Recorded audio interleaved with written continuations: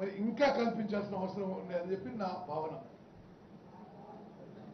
ప్రత్యేకంగా మారుమూల తండల్లో హరిజన వాడల్లో రైతుల కొడుకులు బిడ్డలు, రైతు కూలీల కొడుకులు బిడ్డలు, ఎస్సీ ఎస్టీ బీసీ మైనారిటీ ఆర్థికంగా వెనుకబడ్డ వాళ్ళు చదువుకున్నా సరే వాళ్ళకి ప్రైవేట్ రంగంలో ఉద్యోగ అవకాశాలు తగ్గుతున్నాయి.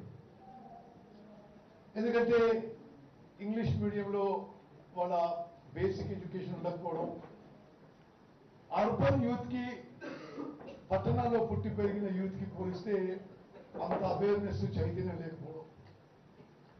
ఈ యొక్క జాబ్ మేళా నేను ఏర్పాటు చేసింది గ్రామీణ ప్రాంతంలో రూరల్ యూత్ కి ఉద్యోగ అవకాశాలు సరియైన స్థాయిలో కల్పించాలనే ఒక సంకల్పంతో, అదే విధంగా ఈ ప్రాంతం నుంచి నేను కంటిన్యూస్ గా మరి నిరవధికంగా 30 ఏళ్ల పాటు ప్రజాపతి ఉన్నా.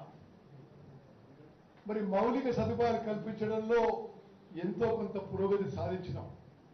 మరి ఇరిగేషన్ విషయంలో కానీ, రోడ్ల విషయంలో, స్కూళ్ళ విషయంలో, కాలేజ్ విషయంలో, అన్నిట్లో ప్రజల జీవితాల్లో, ప్రత్యేకంగా నిరుపేద జీవితాల్లో ఒక సమూల మార్పు తీసుకురావాలంటే ఈ ఎస్సీ ఎస్టీ బీసీ మైనారిటీ ఆర్థికంగా వెనుకబడ్డ గ్రామీణ యువతలో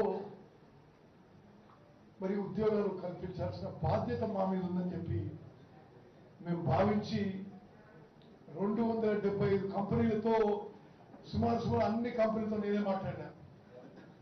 ఉమ్మడి నల్గొండ జిల్లాలో ఉన్న సిమెంట్ కంపెనీలు కానీ, ఫార్మా కానీ, ఐటీ కానీ, ఇతర మ్యానుఫ్యాక్చరింగ్ కంపెనీలు కానీ, కన్స్ట్రక్షన్ కంపెనీలు కానీ నేను స్వయంగా మాట్లాడి కొందరితో బతిమాలి, కొందరితో కొంత ఒత్తిడి పెట్టి ఈ జాబ్ మేళాకి ఆహ్వానించినాం. మీరు రావాలే, మీరు రిక్రూట్ చేసుకోవాలని కూడా నేను వాళ్ళని రిక్వెస్ట్ చేసిన.